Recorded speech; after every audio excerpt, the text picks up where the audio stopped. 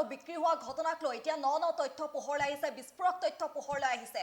5 গৰাকীকৈ আশাকৰ্মী এই ঘটনাৰ সৈতে জড়িত হৈ আছে আৰু ইতিমধ্যে ইয়াৰে 3 গৰাকীক যেটো আটক কৰা হৈছে, কিন্তু 2 গৰাকীক বিচাৰি বৰ্তমানেও অনুসন্ধান অব্যাহত ৰাখিছে আৰক্ষীয়ে। নৱজাতক বিক্ৰীৰে এবাৰ আশাকৰ্মীৰ বৃহৎ নেক্সাছ পোহৰলৈ আহিছে। নৱজাতক বিক্ৰীৰে আশাকৰ্মীৰ এবাৰ বৃহৎ নেক্সাছ পোহৰলৈ আহিছে, যিহেতু কালিৰ যিটো এটা বাতৰি উল্লেখ কৰিছিলোঁ, য'ত উল্লেখ কৰা আছিলে যে 50,000 টকাত বিনিময়ত 50,000 টকাৰ বিনিময়ত নিজৰ সন্তানক বিক্ৰী কৰা হৈছিলে, এটি নৱজাতকক বিক্ৰী কৰা হৈছিলে।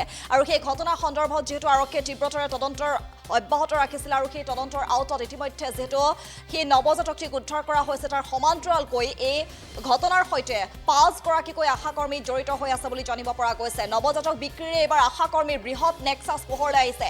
নৱজাতক বিক্ৰীৰ ঘটনাত জড়িত 5 গৰাকীকৈ আশাকৰ্মী এতিয়া আৰক্ষীৰ জালত পৰিছে। 2 গৰাকী অভিযুক্ত আশাকৰ্মীক আৰক্ষীয়ে আটক কৰিছে, আন 3 গৰাকী আশাকৰ্মীৰ সন্ধানত বৰ্তমানেও আৰক্ষীয়ে অভিযান প্ৰক্ৰিয়া অব্যাহত ৰাখিছে। নৱজাতক বিক্ৰীৰ ঘটনাৰ তদন্ত বৰ্তমানেও অব্যাহত আছে, কিন্তু ন তথ্য এতিয়া পোহৰলৈ আহিছে। 50,000 টকাৰ বিনিময়ত যি আচলতে নৱজাতকক বিক্ৰী কৰা হৈছিলে, নিজৰ সন্তানক বিক্ৰী কৰা হৈছিলে 50,000 টকাৰ বিনিময়ত, আৰু সেই ঘটনা সন্দৰ্ভত এতিয়া বিস্ফোৰক তথ্য পোহৰলৈ আহিছে, ন তথ্য পোহৰলৈ আহিছে। নৱজাতক বিক্ৰীৰে আশাকৰ্মীৰ এবাৰ বৃহৎ নেক্সাছ পোহৰলৈ আহিছে।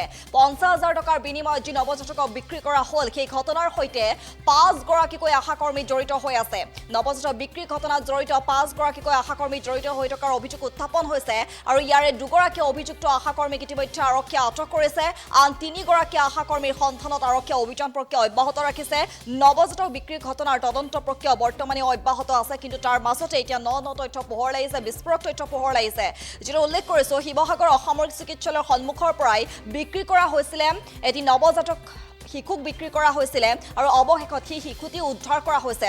জয়সাগৰ আৰক্ষী আৰু শিশু কল্যাণ সমিতিয়ে যিটো অভিযান চলাইছিলে, আৰু অভিযানত চৰাইদেউ জিলাৰ সাপেখাতিৰ পৰা উদ্ধাৰ কৰা হৈছে শিশুটিক। সবিতা গগৈ চাংমাই আৰু ফুনু ৰঞ্জন চাংমাই নামৰ যি আচলতে এহাল নিসন্তান দম্পতীৰ ঘৰৰ পৰা উদ্ধাৰ কৰা হৈছে সেই 50,000 টকাৰ বিনিময়ত বিক্ৰী কৰা শিশুটিক।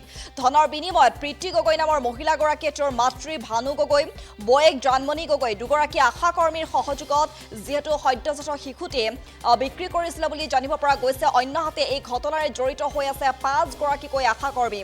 ধনৰ ভাগ এই আশাকৰ্মীসকলেও লাভ কৰাৰ সন্দেহ প্ৰকাশ কৰা হৈছে, যদিও সমগ্ৰ বিষয়টো এতিয়া ৰহস্যৰ আৱৰ্তত সোমাই পৰিছে। আৰক্ষীয়ে ক্ষীপ্ৰতাৰে তদন্ত অব্যাহত ৰাখিছে। ইতিমধ্যে আটক কৰা হৈছে 2 গৰাকীকৈ আশাকৰ্মীক, আৰু বাকী 3 গৰাকীৰ বিৰুদ্ধেও বৰ্তমানেও অভিযান চলাই আছে আৰক্ষী। আৰু দেখা গৈছে শেহতীয়াকৈ ন তথ্য এতিয়া পোহৰলৈ আহিছে। নৱজাতক বিক্ৰীৰে এইবাৰ আশাকৰ্মীৰ বৃহৎ নেক্সাছ পোহৰলৈ আহিছে।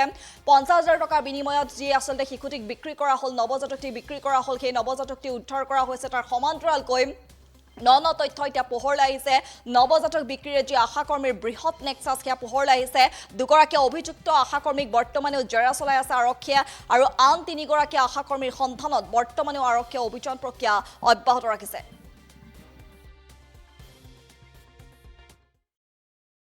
জয়সাগৰ অসামৰিক চিকিৎসালয়ৰ পৰা 25 তাৰিখে এটা শিশু জন্ম হৈছিলে।